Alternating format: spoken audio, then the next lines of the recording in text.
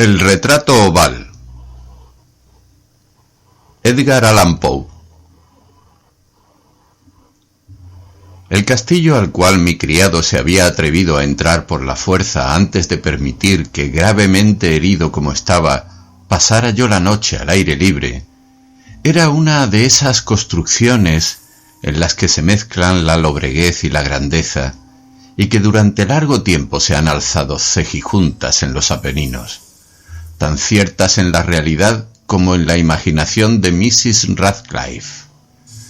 Según toda apariencia, el castillo había sido recién abandonado, aunque temporariamente.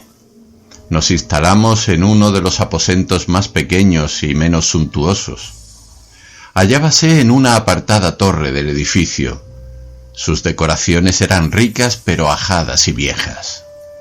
Colgaban tapices de las paredes, que engalanaban cantidad y variedad de trofeos heráldicos, así como un número insólitamente grande de vivaces pinturas modernas en marcos con arabescos de oro. Aquellas pinturas, no solamente emplazadas a lo largo de las paredes, sino en diversos nichos que la extraña arquitectura del castillo exigía, despertaron profundamente mi interés, quizá a causa de mi incipiente delirio. Ordené por tanto a Pedro que cerrara las pesadas persianas del aposento, pues era ya de noche, que encendiera las bujías de un alto candelabro situado a la cabecera de mi lecho, y descorriera de par en par las orladas cortinas de terciopelo negro que envolvían la cama. Al hacerlo así deseaba entregarme, si no al sueño, por lo menos a la alternada contemplación de las pinturas y al examen de un pequeño volumen que habíamos encontrado sobre la almohada y que contenía la descripción y la crítica de aquellas. Mucho leí e intensamente miré. Rápidas y brillantes volaron las horas hasta llegar la profunda medianoche. La posición del candelabro me molestaba, pero para no incomodar a mi amodorrado sirviente, alargué con dificultad la mano y lo coloqué de manera que su luz cayera directamente sobre el libro. El cambio, sin embargo, produjo un efecto por completo inesperado. Los rayos de las numerosas bujías, pues eran muchas, cayeron en un nicho del aposento que una de las columnas del lecho había mantenido hasta ese momento en la más profunda sombra. Pude ver así vívidamente una pintura que me había pasado inadvertida. Era el retrato de una joven que empezaba ya a ser mujer.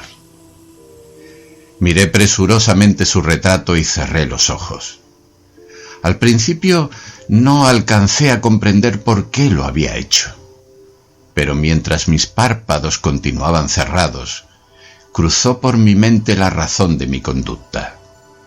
Era un movimiento impulsivo a fin de ganar tiempo para pensar, para asegurarme de que mi visión no me había engañado, para calmar y someter mi fantasía antes de otra contemplación más serena y más segura.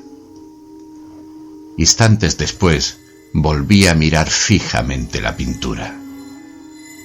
Ya no podía ni quería dudar de que estaba viendo bien, puesto que el primer destello de las bujías sobre aquella tela había disipado la soñolienta modorra que pesaba sobre mis sentidos, devolviéndome al punto a la vigilia. Como ya he dicho, el retrato representaba a una mujer joven. Solo abarcaba la cabeza y los hombros, pintados de la manera que técnicamente se denomina vignette, y que se parece mucho al estilo de las cabezas favoritas de Sully.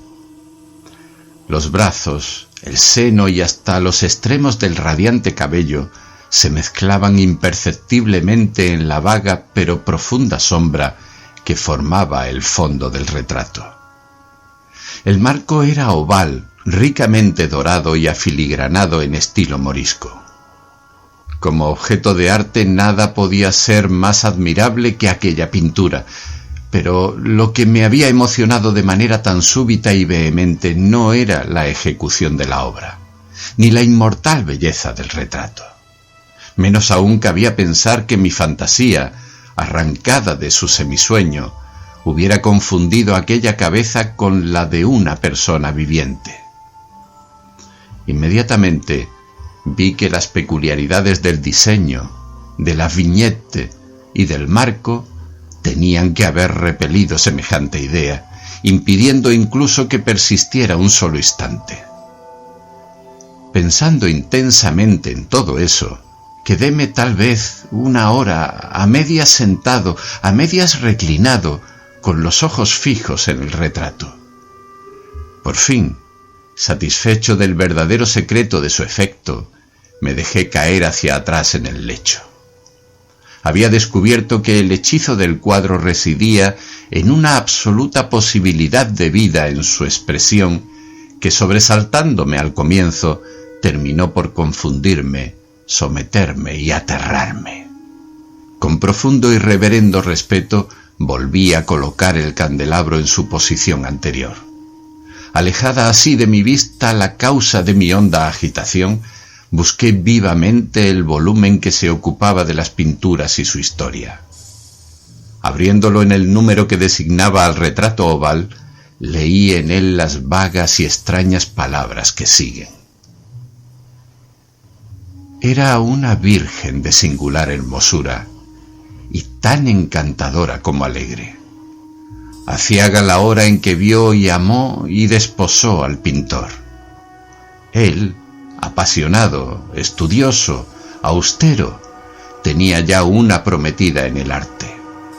Ella, una virgen de sin igual hermosura y tan encantadora como alegre, toda luz y sonrisas, y traviesa como un cervatillo.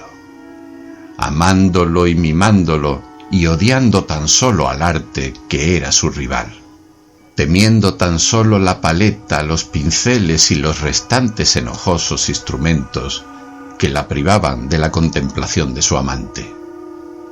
Así, para la dama, cosa terrible fue oír hablar al pintor de su deseo de retratarla.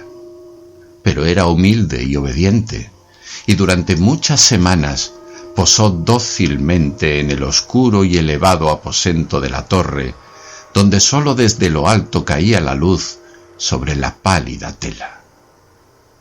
Pero él, el pintor, gloriábase de su trabajo, que avanzaba hora a hora y día a día. Y era un hombre apasionado, violento y taciturno, que se perdía en sus ensueños, tanto que no quería ver cómo esa luz que entraba lívida en la torre solitaria marchitaba la salud y la vivacidad de su esposa, que se consumía a la vista de todos, salvo de la suya. Mas ella seguía sonriendo sin exhalar queja alguna, pues veía que el pintor, cuya nombradía era alta, trabajaba con un placer fervoroso y ardiente, bregando noche y día para pintar a aquella que tanto le amaba y que sin embargo seguía cada vez más desanimada y débil. Y en verdad, algunos que contemplaban el retrato hablaban en voz baja de su parecido como de una asombrosa maravilla, y una prueba tanto de la excelencia del artista como de su profundo amor por aquella a quien representaba de manera tan insuperable. Pero a la larga, a medida que el trabajo se acercaba a su conclusión, nadie fue admitido ya en la torre, pues el pintor habíase exaltado en el ardor de su trabajo y apenas se apartaba los ojos de la tela, incluso para mirar el rostro de su esposa. Y no quería ver que los tintes que esparcía en la tela eran extraídos de las mejillas de aquella mujer sentada a su lado. Y cuando pasaron muchas semanas y poco quedaba por hacer, salvo una pincelada en la boca y un matiz en los ojos, el espíritu de la dama osciló, vacilante como la llama en el tubo de la lámpara. Y entonces la pincelada fue puesta y aplicado el matiz, y durante un momento el pintor quedó en trance frente a la obra cumplida. Pero cuando estaba mirándola, púsose pálido y tembló mientras gritaba: Ciertamente, esta es la vida misma. Y volvióse de improviso para mirar a su amada. Estaba muerta.